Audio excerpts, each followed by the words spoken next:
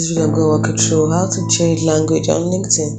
First thing you're doing is open up your LinkedIn app and then you tap on your profile icon top left corner, tap on settings. Then you can see some options here. Tap on account preferences.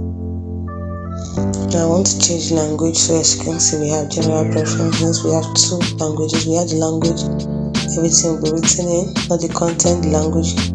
That language is the same one that is set on your device. So the LinkedIn app is the same language that's currently set on your device. You can simply change your preferred language the way you normally change it in your settings. Tap on settings, tap on system, change the language. And once you've done it, your LinkedIn, if you choose, for example, French, LinkedIn app starts showing in French, not the content. All the LinkedIn related content such as page size and menu display in the language you select. Once you select the language, LinkedIn will remember a selection for subsequent visits. You can change it back at any time. The second place you can change the language is content language. Now this means which language do you want the content on LinkedIn to be translated into. So you can choose, I chose English language. You can change it by tapping on change and choosing the preferred language you want.